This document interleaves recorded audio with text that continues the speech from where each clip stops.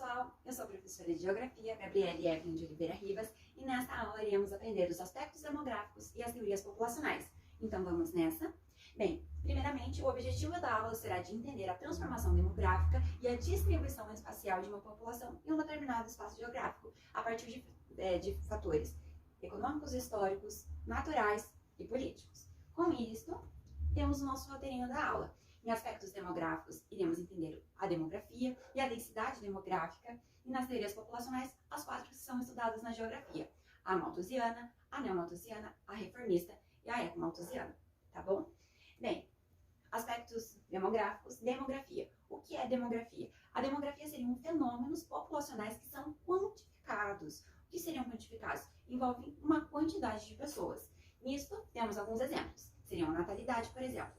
Natalidade, a quantidade de nascimentos. Mortalidade, a quantidade de mortes. E a fecundidade, a quantidade de mulheres que estão ficando grávidas em um determinado espaço. Que espaços seriam esses? Poderia ser no Brasil, poderia ser no seu estado, na sua cidade, no seu bairro. E a partir desses dados a gente consegue prever algumas projeções, né? Algumas coisas que vão acontecer lá no futuro. Na mortalidade, por exemplo, a gente pode pegar um recorte de políticas públicas. O que seriam políticas públicas? Aquelas campanhas que os nossos governos fazem para prevenir alguma coisa. Por exemplo, nas mortes, que envolvem acidentes de trânsito. Os acidentes de trânsito estão ocorrendo por X motivo. Daí, vai lá os governos, fazem uma campanha, aquelas que passam na televisão, para conscientizar a população em relação àqueles acidentes de trânsito. Então, elas acabam tentando prevenir esse tipo de morte. E a natalidade, a quantidade de nascimentos. A gente tem uma quantidade X de pessoas aqui no Brasil. Não é a quantidade de pessoas que são nascidas e que vivem no nosso país. Beleza? Mas, e daqui 10 anos? Quantas pessoas vão ter? Então, a natalidade, a gente pega esses dados quantificados dessa quantidade de pessoas que estão nascendo e colocamos uma projeção. A gente faz um cálculo e tenta prever quantas pessoas vão ter daqui 10 anos, por exemplo. Tá bom? E em densidade demográfica, o que seriam elas? A densidade demográfica ela corresponde à distribuição de uma população em um determinado espaço geográfico. Daí temos os vazios demográficos e as concentrações de pessoas. E eles se levam por alguns fatores. Por exemplo, nesses locais tem educação, escolas, faculdades, tem saúde, hospitais, unidades de saúde, tem trabalhos, as pessoas trabalham, por exemplo, em indústrias, escritórios, no comércio. Então, será que tem esses trabalhos para essa população? Então, daí a gente consegue começar a analisar o motivo, por exemplo, de não ter pessoas, ou pelo menos uma quantidade muito baixa de pessoas em alguns locais. Daí seriam os vazios demográficos, uma baixa concentração, uma baixa densidade de pessoas em um determinado espaço. E já em concentração de pessoas, seria o contrário, uma alta densidade de pessoas. As pessoas acabam se fixando por vários motivos, porque tem emprego, porque tem escolas, faculdades, saúde. São vários fatores que acabam contribuindo para as pessoas se fixarem numa grande cidade, por exemplo. Tá bom? Daí, começamos o nosso tópico das teorias populacionais. A primeira é a malthusiana, criada por Thomas Malthus lá no século XVIII. E Thomas Malthus ele fez uma análise muito interessante em relação à população e aos alimentos. A população ela crescia em progressão geométrica. Vocês se recordam isso lá em matemática? A progressão geométrica seria a seguinte: a população começaria com 1, daí 2, daí ela começa a dobrar a quantidade anterior. 2, daí vai 4, 8, 16, 32 e por aí vai. Ela só se duplica, vai crescendo muito, muito, muito rápido.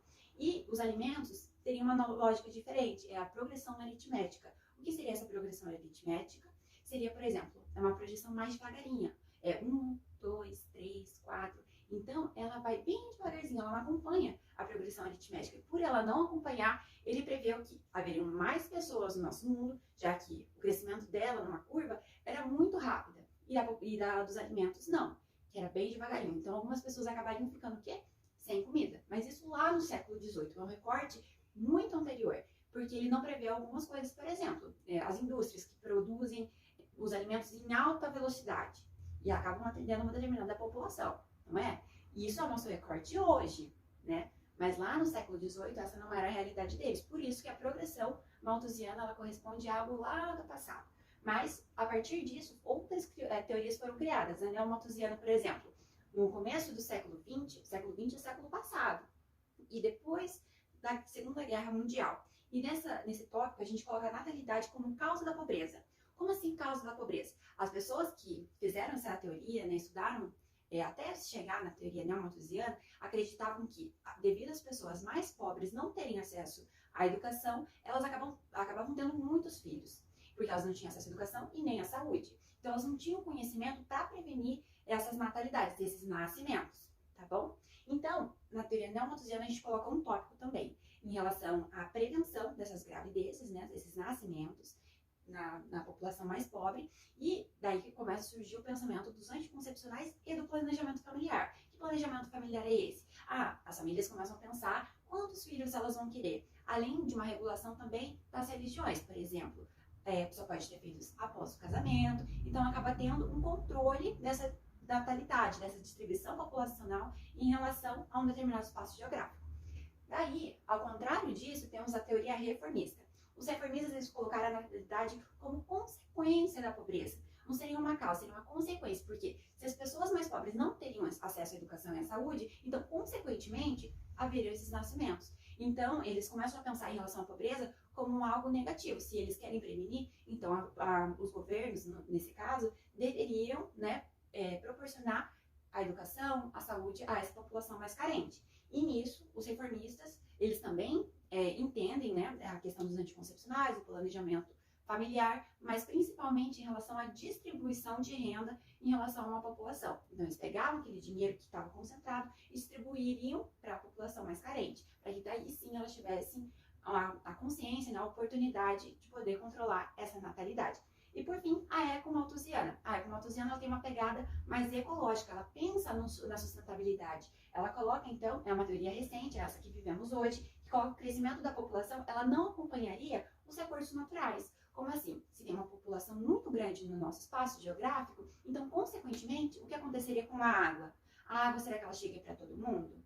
Será que as árvores, elas ficam no mesmo lugar quando uma população cresce muito? Ou será que acabam tendo construções nesses locais? Então, acaba sendo uma conscientização ecológica em relação à população, tá bom?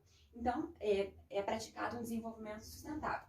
Daí, temos o nosso exercício geográfico, e eu vou colocar um tempinho para vocês pensarem também. Das 4 teorias populacionais, qual seria que a renda é sinônimo de informação? Qual será que era aquela teoria que pensava que seria para a distribuição de uma renda, para que as pessoas tivessem consciência em relação à natalidade?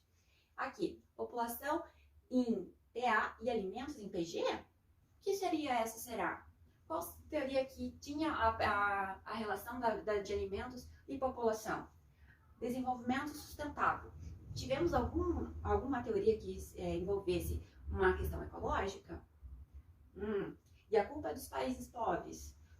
Será alguma teoria que te colocaria como causa da natalidade a questão da pobreza? 5 segundos. Vamos ao resultado. A reformista, então, era a questão da renda como questão da distribuição de informação. Se as pessoas tivessem dinheiro, então, consequentemente, elas teriam a informação. A malthusiana, a população em PA e alimentos em PG. A questão lá, da população muito rápido, dos alimentos bem devagarinho. E a malthusiana, o desenvolvimento sustentável, questão ecológica do espaço envolvendo a população. E por fim, a neomalthusiana, a culpa dos países pobres. No caso, a causa da natalidade são das pessoas que não têm renda, das pessoas que não possuem dinheiro, ok? E para finalizar a aula, é só uma atividade de intervenção que vocês podem fazer na casa de vocês, que é um origami geográfico.